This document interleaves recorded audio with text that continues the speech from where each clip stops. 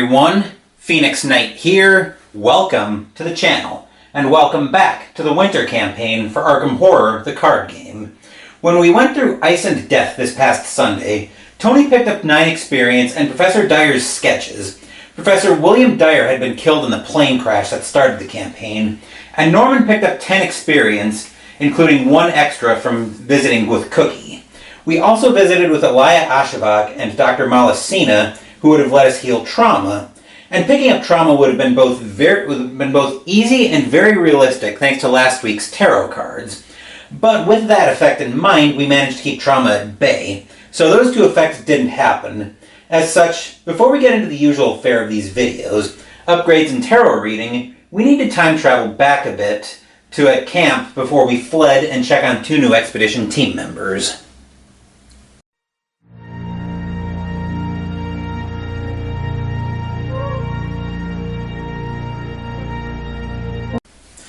I pondered checking on Dr. Kensler before we went and paid Dr. Cena a visit. So now with a couple of new team members to check on free, let's go visit Dr. Kensler. If Dr. Amy Kensler is alive, the leader of the expedition gives you little heed as you enter her tent. Her eyes are instead glued to the microscope in front of her. She appears to be studying a glob of inky, multicolored ichor in a small petri dish. She must have recovered some of that gunk earlier. You ask if she thinks it's safe to be studying it so closely. Of course not, she responds in dry monotone. But sometimes, scientific progress requires an element of jeopardy. It's true, in a way. You're only here at all because the team decided to put themselves at risk in order to confirm the truth behind Dyer's report.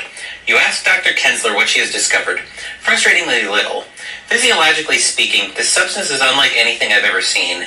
I'm not even completely sure it is a liquid. It seems to possess qualities of all 3 states of matter. She finally sets the microscope aside, covers the petri dish, and meets your gaze. It would be fascinating were it not trying to kill us. Dr. Kensler's research allows you to view the situation with greater clarity. In your campaign log, record, Dr. Kensler is sharing her research with you. I did that already off camera as the recording was playing.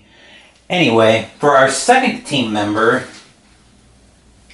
we have 1 more to visit, so let's go pay Danforth a visit.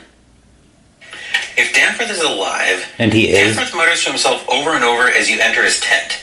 There seemed now to be no longer any room for hope, and I could perceive, in the countenance of my companions, that they had made up their minds to perish. The cadence of his voice suggests he is reciting something by memory rather than speaking his thoughts aloud. It's only after you loudly clear your throat that he seems to notice your presence. His eyes are wide and unblinking. Now you understand, he says under his breath. You have seen what I have seen. You nod. There can be no doubt any longer. Whatever Danforth saw when he and the professor escaped their ill-fated journey, it is the same entity that smote your aircraft to the ground. It knows we are here, he says gloomily. It sees us. Listening to Danforth gives you further insight into the madness of this place. Any one investigator may begin Scenario 2 to the Forbidden Peaks with 2 additional cards drawn in their opening hand. I think we'll give that perk to Tony as well, just because Norman has got so much draw in his hand already. So Tony plus 2 cards in hand. Alright, now that that's all taken care of, now we can get into our normal upgrades. And speaking of Tony, as lead investigator from the last scenario, we'll go say hello to him first.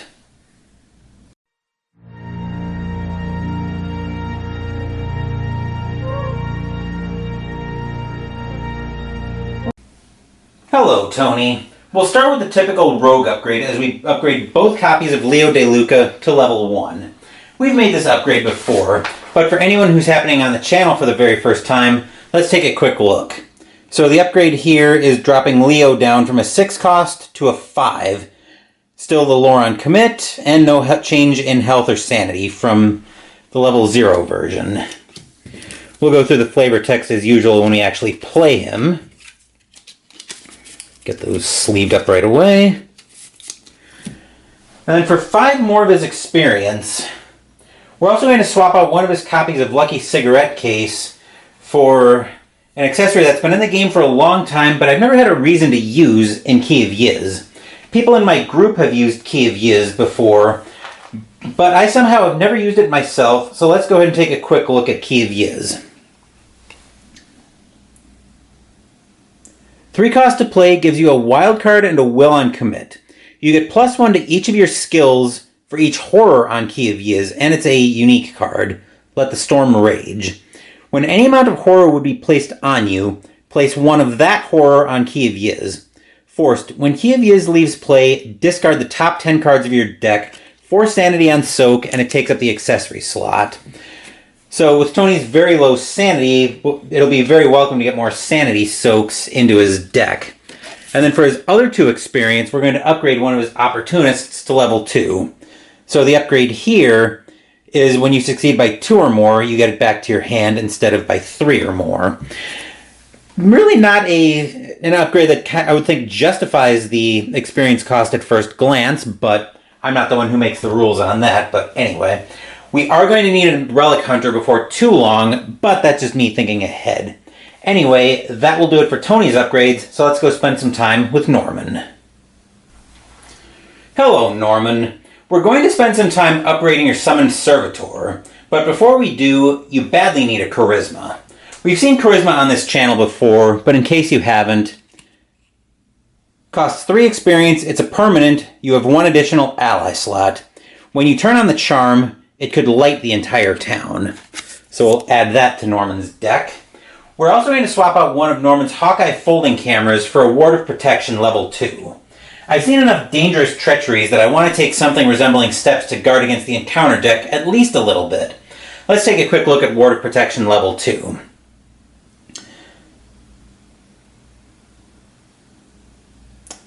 It's a 1 cost to play, wild card on commit. Fast, play when an investigator at any location draws a non-weakness treachery card. Cancel that card's revelation effect. Then, take 1 horror. So, like I said, with the other 5 experience, I'll go ahead and get that sleeved up, but with the other 5 experience, we're actually going to turn our attention to Norman's Summoned Servitor. Where's my pen? Oh, here it is. So this is our first customizable card on the channel. The way customizable cards work is you'll spend experience to check boxes on the card, 1 experience per checkbox checked, up to a maximum of 10 check marks, 2 check marks per level up to level 5, to give you additional effects on the card. There are also more complicated rules about how a card can potentially interact with deck building restrictions, but we won't need to worry about that too much here. For Norman's Summoned Servitor, we're going to check Armored Carapace, Jaws That Snatch, and Dreaming Call. So 1, 2, 3, 4, 5. So for each of those effects, let me zoom in here just a touch. We can pan the camera to get to each of them. So Armored Carapace gives Summoned Servitor a health value of 3. It can be assigned damage dealt to any investigator at its location. Then we also have Jaws That Snatch, so we can add this action to evade. You attempt to evade any enemy at this location with a base agility of 4. Ignore the alert keyword for this evasion attempt. Now let's remember that Norman's base evasion is 1, so any way we can give him additional evasion options is probably going to be welcome. And then Dreaming Call, instead of discarding another asset you control in order to play Summoned Servitor, you may return that asset to its owner's hand. So if we have something that we really want to keep out, we can bounce it back to our hand when we play Summoned Servitor, and then replay that asset down later. Like we could use this potentially to refill a Shriveling that's out of charges, or if we want to pull, like if we're going to pull back something that puts bonded cards into our deck. This is a way we can do that, but anyway. That's everything for Norman, so now let's move back up top for the tarot reading.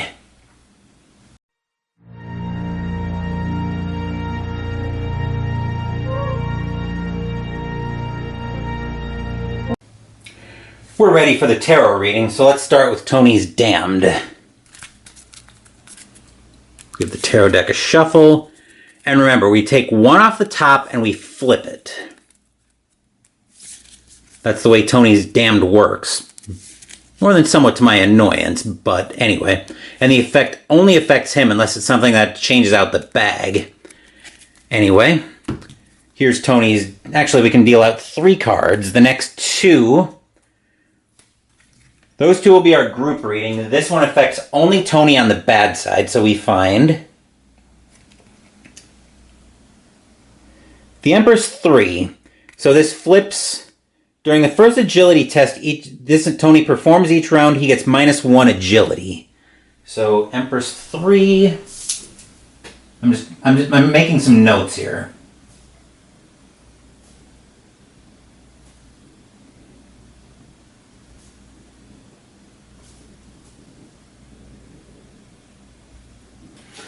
All right, and now we can get right into the group reading. So first up we find the Lover's 6. When the game begins, each investigator searches their deck for an ally asset, adds it to their hand, and shuffles their deck on the good side. Or the bad, when the game begins, each investigator searches their deck for an ally asset, removes it from the game, and shuffles their deck. Then on the bad side, or on the other card, the Moon 18. The first time each investigator's deck would run out of cards, they may shuffle the bottom 10 cards of their discard pile back into their deck. Or on the bad side, when the game begins, each investigator discards the top 5 cards of their deck. Shuffle each discarded weakness into its owner's deck.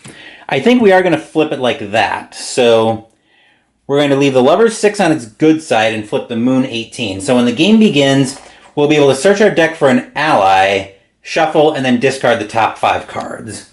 I think that's the way we'll handle that. But anyway, with that, we're all set for the second scenario of the campaign on Sunday to the Forbidden Peaks. Before that, though, I'm expecting a product unboxing tomorrow, and Wednesday we're back to the Twilight Imperium universe as we play Twilight Inscription. Thank you for watching the video. Please give the video a thumbs up and subscribe to the channel. Be sure to turn on notifications so you get my content. Be well, stay safe, take care of yourselves and your loved ones, and I'll be back with more videos in the future. Until then, take care, everyone.